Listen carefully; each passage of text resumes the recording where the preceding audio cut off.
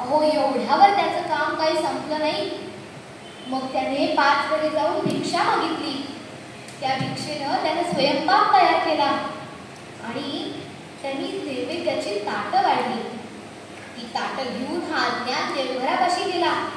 रामासमोर मंडन केलं, ताट ठेवलं, पाणी फिरवलं आणि म्हणाला, करा सुरुवात. आणि देवघरात असलेली ती जपमाळ घेतली आणि रामनामाचा जयघोष सुरू केला.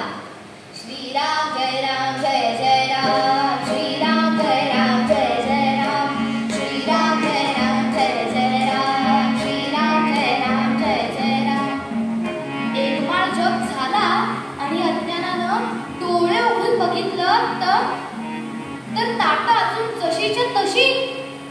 म्हणजे रामराया जेवले नाहीत का? माझ्याकडनं काही चूक घडली असेल का?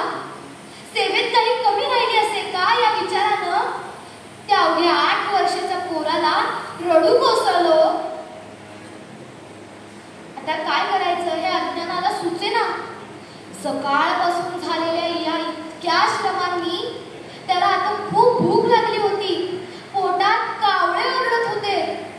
पण गुरुमाऊलींचा तर आदेश होता की रामाला जेवू घातल्याशिवाय तू जेवायचं नाहीस. आता काय करणार?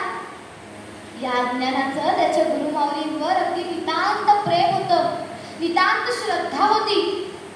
त्यामुळे गुरुमाऊलींनी सांगितलेला कुठलाही शब्द पाळायचा नाही हे अज्ञानाला व्यवस्थित ठाऊक होतं. त्याने रामरायाची प्रार्थना करण्यास सुरुवात केली. अगदी आळवून त्याने रामरायाला साथ घातली. जे विरे